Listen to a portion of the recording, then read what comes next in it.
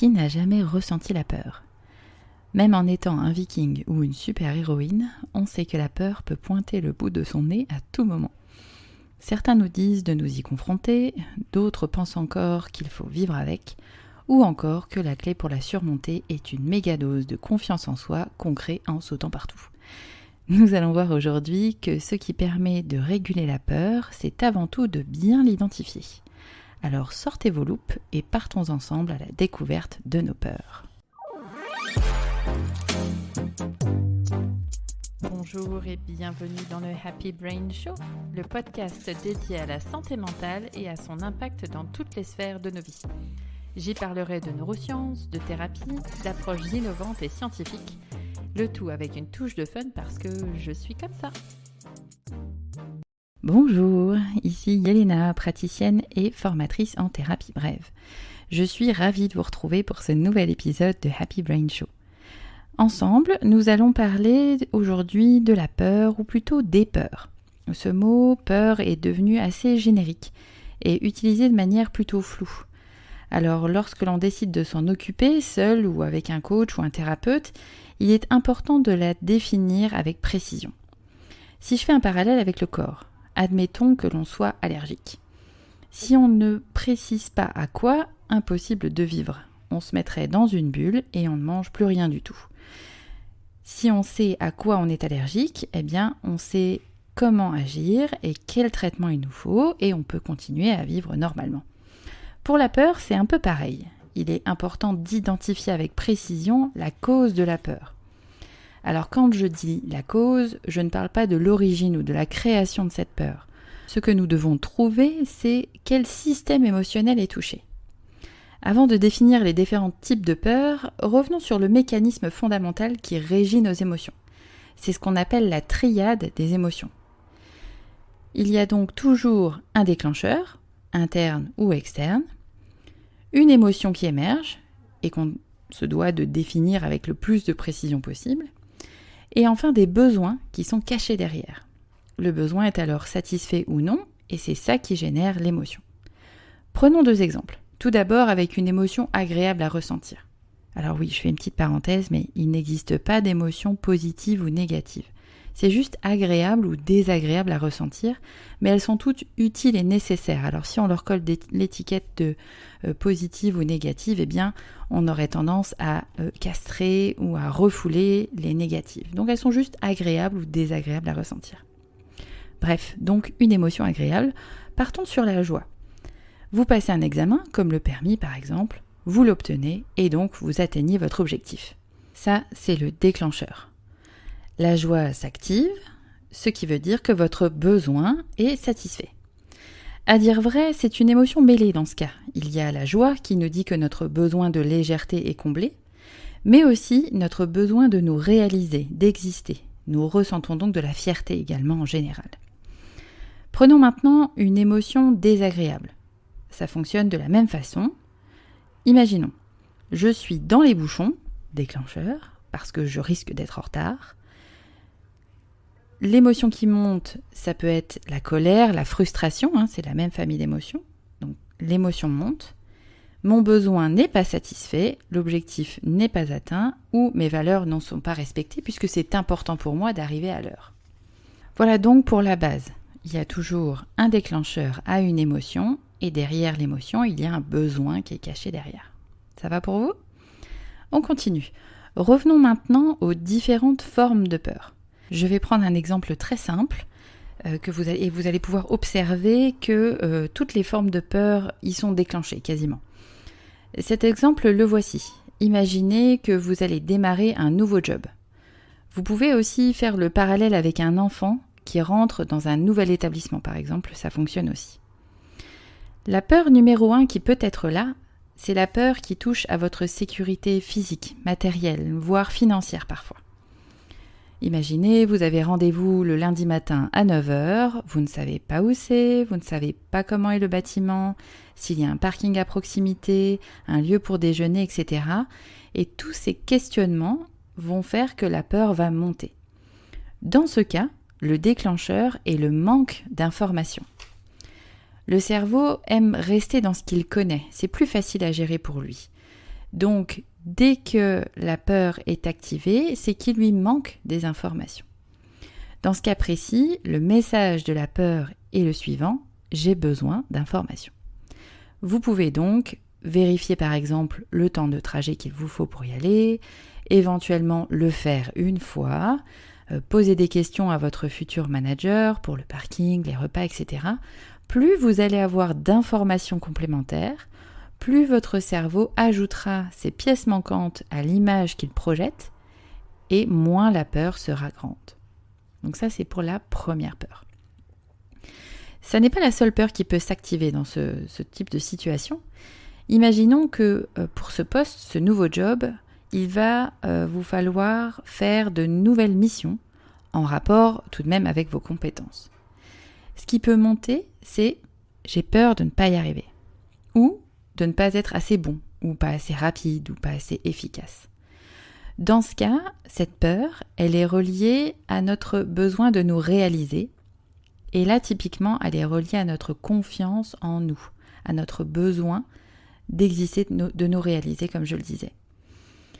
Dans ce cas-là, et j'aime l'appeler comme ça, c'est Spielberg qui prend la place, qui se met en route dans notre tête et qui crée des scénarios juste incroyables. Il n'a pas suffisamment ancré que nous étions capables de faire ces choses-là. En effet, la confiance en nous et en nos capacités est directement reliée aux soins que l'on met à mettre en conscience toutes nos réussites, les petites comme les grandes, et de ressentir pleinement la fierté qui s'éveille. Je vais répéter pour que vous puissiez bien intégrer. La confiance en nous est directement reliée aux soins que l'on met à mettre en conscience toutes nos réussites et de ressentir pleinement la fierté qui s'éveille. Alors je sais que la fierté est malheureusement devenue presque un gros mot. Pourtant, la fierté n'est pas forcément présomptueuse. Ça ne veut pas dire qu'on est meilleur que les autres. Il est simplement question de cultiver cette fierté, de vraiment l'intégrer, de prendre conscience de nos capacités pour que l'on puisse relever nos défis de tous les jours avec plus d'aisance et de légèreté.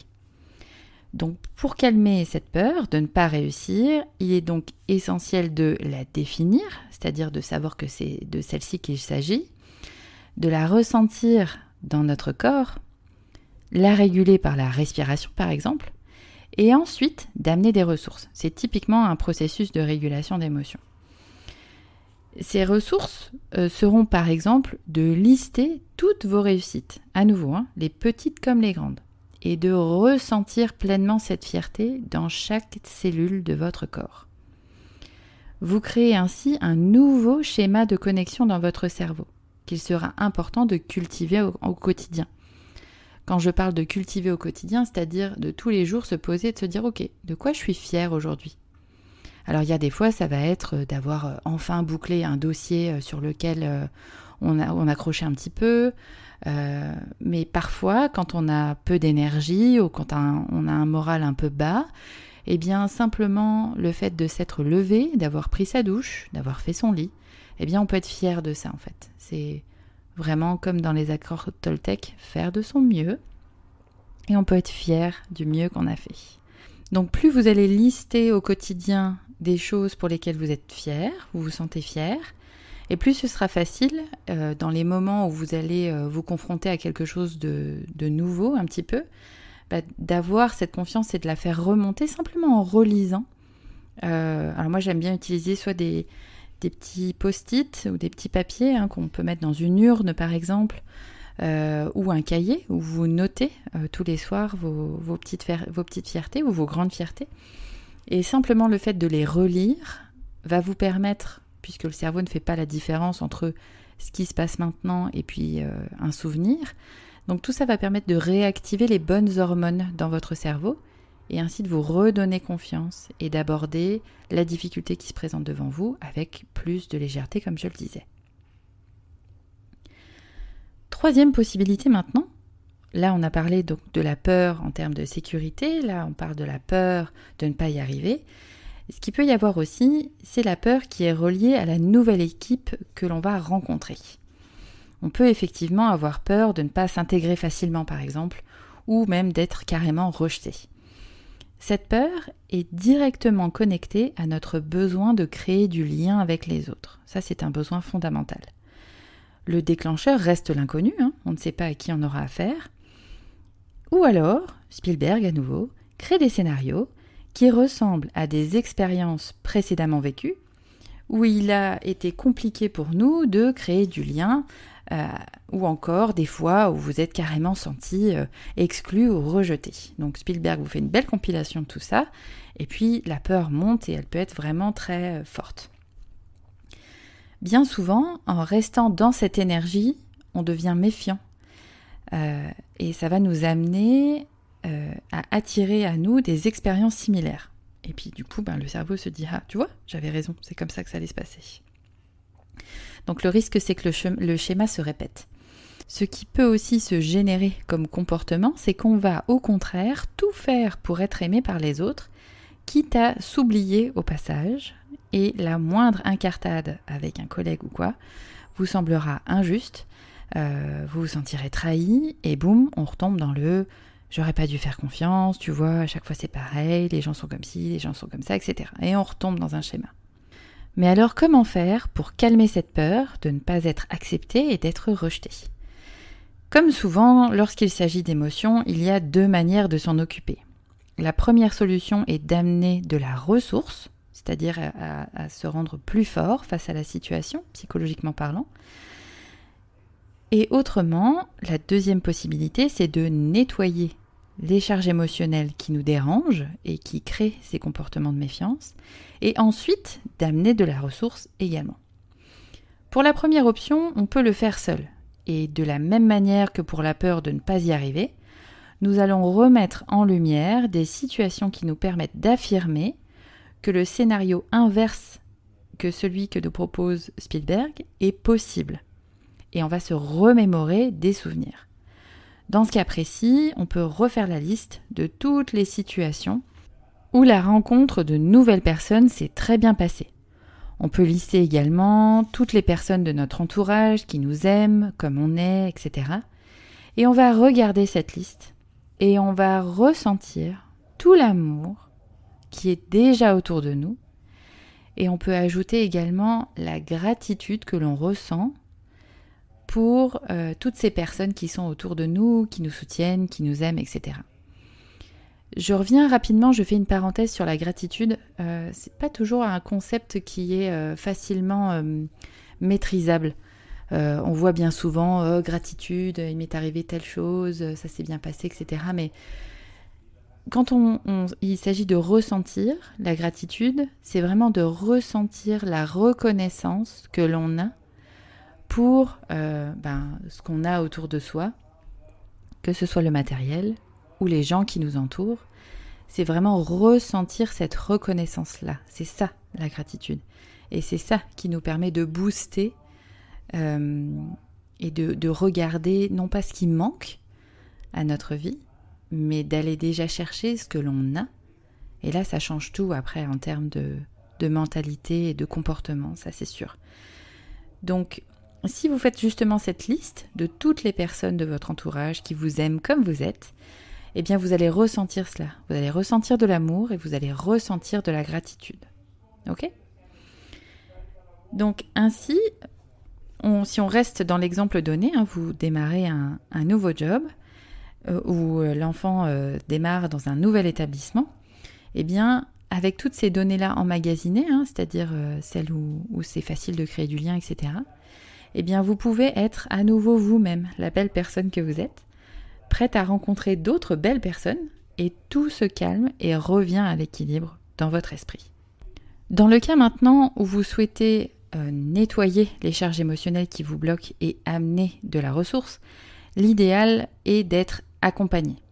Alors peu importe le professionnel ou la technique que vous allez choisir, l'essentiel est déjà de vous sentir à l'aise avec le fait de le faire et avec la personne avec laquelle vous allez le faire. Ça, c'est vraiment la première chose. Ce qu'on appelle l'alliance thérapeutique ou l'alliance transformationnelle ou transformatrice. On ne sait pas trop quel mot utiliser, je vous avoue. En tout cas, cette alliance, elle est hyper importante. Vous sentir à l'aise avec la personne. dans le podcast précédent, je disais que les coachs et les thérapeutes ne sont pas des baguettes magiques, on est d'accord, on ne va pas voir quelqu'un pour que, avec un processus, elle règle tout et puis que tout aille bien ensuite. Il y a de l'aide qui est apportée à un instant T. Ça vous permet de libérer les charges émotionnelles, donc de couper ces schémas de connexion qui vous emmènent vers des comportements. Et ensuite, il y a une forme d'entretien à faire pour que le nouveau schéma de connexion qui est amené par la ressource, reste, perdure et surtout s'ancre très très fort dans votre cerveau. Donc, quand vous choisissez un professionnel, choisissez-le pour ses compétences évidemment, choisissez-le aussi pour ce lien que vous arrivez à créer avec lui, ce lien de confiance que vous arrivez à créer. Et déjà là, il y a une bonne partie du travail qui est faite. Ça va pour vous ? Ensuite, ce que je vous conseille de vérifier, pour ce qui est des étapes à respecter, pour être sûr que le changement soit pérenne, et là je parle un peu plus aux coachs et aux thérapeutes, mais veillez à ces étapes, c'est vraiment très très très important. C'est là que vous allez voir le plus de changements auprès des personnes que vous suivez. Je vous conseille aussi d'écouter mon podcast numéro 2, justement sur le fait qu'on ne soit pas des baguettes magiques. Il y avait encore des infos à ce sujet-là, sur la responsabilisation de la personne que vous accompagnez. Mais voilà les étapes qu'il faut absolument garder en tête. La première, c'est de définir la problématique avec le plus de précision possible. C'est très très très important pour être sûr des systèmes, d'avoir défini les systèmes émotionnels qui ont été blessés, d'accord ? Ensuite, c'est important de définir aussi l'objectif de la personne, donc le définir avec elle, le reformuler, etc. Être sûr que c'est ça que la personne veut. Et aussi d'avoir des moyens de savoir comment ces objectifs seront atteints. Eh ben dis donc, c'était compliqué. Ce que je veux dire par là, c'est que en santé mentale, c'est pas toujours évident de se rendre compte qu'on va mieux. Les signes peuvent être assez subtils et c'est pour ça que c'est important de vraiment faire le point avant de commencer, avec une anamnèse par exemple, pour voir comment la personne dort, comment la personne mange, quel est son niveau de stress dans la journée, etc. Et c'est ça qui va permettre ensuite de montrer à la personne qu'il y a un changement. Quand on est malade et qu'on prend un médicament par exemple, ou quelque chose pour nous soigner, peu importe, on se rend compte que ça va mieux, d'accord ? On passe d'un état de faiblesse physique à un mieux-être physique, d'accord ? Mais pour la santé mentale, c'est plus subtil et ça demande d'aller regarder certains aspects. Donc, mettez bien en place ce genre de paramètres, vous savez, des petits curseurs là, pour savoir si la personne avance et qu'elle puisse elle-même surtout s'en rendre compte. Donc ça, c'est la deuxième chose. Ensuite, évidemment, important d'évacuer avec précision les charges émotionnelles qui ont été accumulées et qui sont en lien avec la problématique et la thématique citée. Donc ça peut être la honte, la tristesse, la culpabilité, la colère, etc. Enfin voilà, mais vraiment les nommer avec extrêmement de précision pour justement les relier au bon système émotionnel. Ensuite, si vous savez faire ça, alors vous pouvez amener les bonnes ressources. Ça, c'est la dernière étape qui est aussi hyper importante. Donc, amener des ressources pour créer de nouveaux schémas de pensée et plus précisément de nouveaux schémas de connexion neuronaux. Je reviens sur le lien entre les systèmes émotionnels blessés et puis les ressources que l'on amène. C'est comme si quelqu'un venait avec le poignet gauche cassé et vous ne regardez pas où la personne a mal avec précision et vous lui mettez un plâtre à la jambe droite. Alors bon, la cheville, au final, elle se sentira bien quand même, quoique ça peut poser une problématique à la fin. Mais on n'aura pas soigné au bon endroit. Déjà, il y a ça. Et puis amener de la ressource au bon endroit, vous voyez, avec l'image du plâtre, c'est plutôt parlant. C'est très très très important de choisir la bonne ressource. Chaque système émotionnel a sa propre ressource qui permet de rendre pérenne le changement. D'accord ? Et je disais tout à l'heure, c'est important ensuite pour la personne de continuer à cultiver ces émotions ressources-là pour créer vraiment une autoroute de ce nouveau comportement, de ce nouveau schéma de connexion. Au début, c'est comme un chemin de terre. Hein. On a coupé l'ancienne route, excusez-moi. Et ensuite, eh bien, on va créer un nouveau chemin. Mais au début, c'est un chemin de terre. Donc, il va falloir qu'elle passe plein de fois par ce biais-là, en justement se connectant à ses émotions ressources. Et c'est ça qui va, au fur et à mesure, eh bien, ce sera plus un chemin de terre, ce sera un chemin avec des petits cailloux, ensuite ce sera un chemin avec du bitume, et puis ensuite ce sera une autoroute, et ce sera très facile pour elle de se connecter.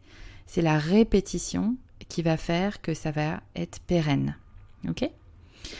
Voilà, écoutez, j'espère que ces éclairages sur les peurs vous ont été utiles et que vous y voyez un peu plus clair. Si vous avez des questions, évidemment, vous pouvez me les poser directement sous les posts sur les réseaux sociaux. Donc, je suis présente sur Facebook, LinkedIn ou donc Instagram et TikTok. Et puis, j'y répondrai avec grand plaisir, évidemment. Si vous êtes coach ou thérapeute, je donnerai une masterclass le 16 octobre. Prenez votre agenda. Pour développer un peu plus le sujet. Je sais qu'il y a pas mal de questions qui reviennent souvent sur justement les systèmes émotionnels, comment on détecte quel système est blessé, comment on fait pour le ressourcer, etc.